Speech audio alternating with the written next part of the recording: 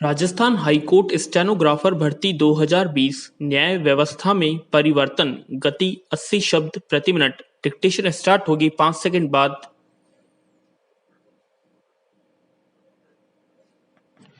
Start. Rajasthani राज्यों की परंपरागत न्याय व्यवस्था में न्याय और शासन विभाग एक ही थे। विराम।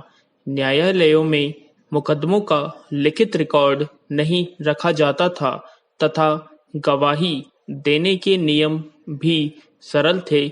विराम। गवाही देने के लिए पृथक से गवाही अधिनियम नहीं था। विराम।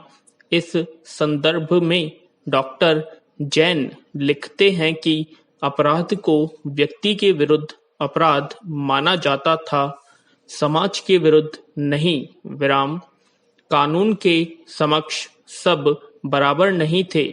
एक ही अपराध के लिए दंड देते समय दोनों अपराधी और जिसके विरुद्ध अपराध किया गया था की सामाजिक स्थिति देखकर ही दंड दिया जाता था। विराम।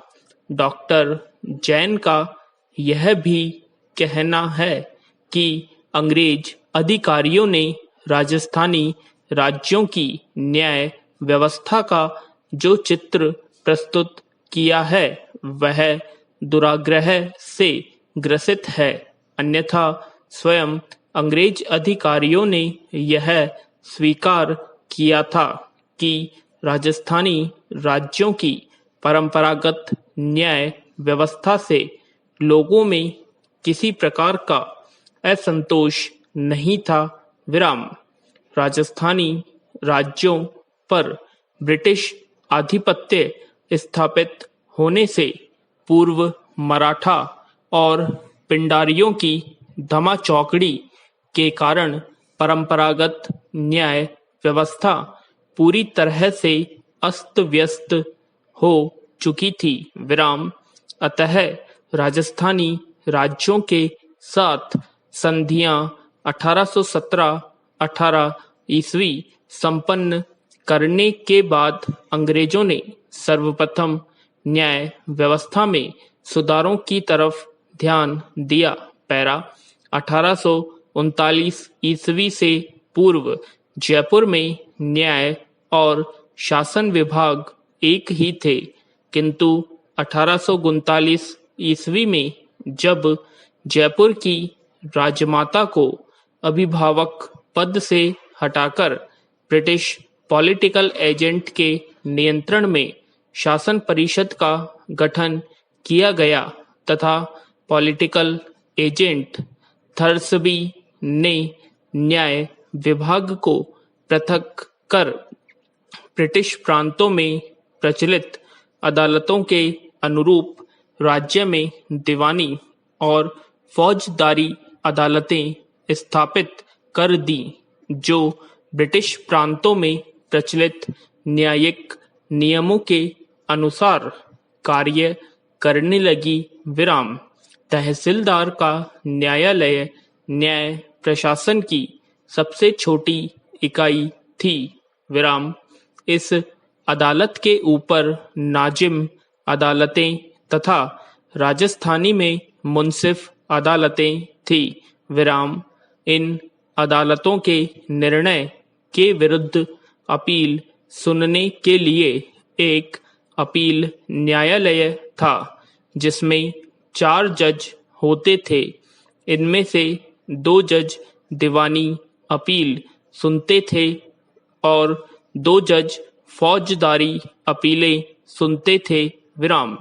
राज्य में गठित शासन परिषद न्याय की अंतिम अपील अदालत थी, जिसमें दीवानी, फौजदारी और राजस्व संबंधी मामलों की अपीलें सुनी जाती थी। विराम। जब स्वयं राज्य का शासक इस परिषद की अध्यक्षता करता था, तब यह अपराधी को मृत्युदंड भी दे सकती थी। विराम। आगे चलकर इस परिषद को दो भागों में बांट दिया गया। प्रथम भाग को इजलास तथा दूसरे भाग को महकमा खास कहा जाता था। विराम। महकमा खास राज्य की सर्वोच्च अदालत थी। 1924 ईस्वी में राज्य में दीवानी और फौजदारी दंड संहिता तैयार की गई और ब्रिटिश प्रांतों में प्रचलित अनेक अधिनियम लागू किए गए। विराम। इसी प्रकार 1839 ईस्वी में ही जोधपुर के महाराजा मानसिंह के विरुद्ध सैनिक कार्यवाही की गई और मानसिंह के साथ एक नई संधि की गई। तब इस संधि के अनुसार जोधपुर में भी पॉलिटिकल एजेंट की अध्यक्षता में शासन समिति गठित की गई। विराम। इस शासन समिति ने राज्य में दीवानी और फौजदारी अदालतें स्थापित की। विराम। जिले की दीवानी अदालतों को हाकिम अदालतें और फौजदारी अदालतों को सदर अदालतें कहा जाता था। विराम।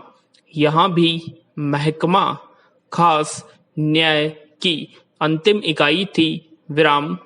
1885-87 ईस्वी में जोधपुर में भी दीवानी व फौजदारी दंड संहिता तैयार की गई और ब्रिटिश प्रांतों के अनुरूप अनेक अधिनियम लागू किए गए। विराम।